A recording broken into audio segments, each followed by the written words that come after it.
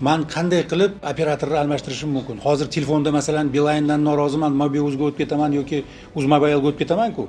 Xuddi shunday qilib menga elektr energiya yetkazib berayotgan kompaniyadan norozi bo'lsam, almashtirish imkoniyatim bo'ladimi, bo'lmaydi? Albatta, bo'ladi. Masalan, hozir O'zbekenergo menga agar 990 so'mdan 1 kilovat elektr energiyani yetkazib bersa, men noroziman, chunki Mastar masalan 700 so'mdan elektr energiya taklif qilyapti, misol uchun. Olaman, shartnomani Mastar bilan qilaman, Mastar elektr energiya menga yetkazib beraveradi. To'g'rimi? Raqobat yuzaga keladi.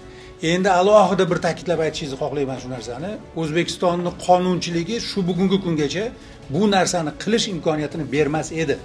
O'zbekistonda bu sohada monopoliya bor edi, to'g'rimi? Monopolist tashkilot o'sha xohlagan narxida bizga elektr energiyani berar va pulini sanab olar edi. To'g'rimi? Biz to'lamay qolgan qismimizni byudjetdan qurtday sanab olar edi, to'g'rimi? Iste'molchiga na sifatli xizmat bor edi, na iste'molchi tomonidan to'lov tartibi, na sohadagi shaffoflik muammolar bor edi. Mana bu qonun bilan biz hozir hammasini ochiq bozor tartibiga olib kelyapmiz.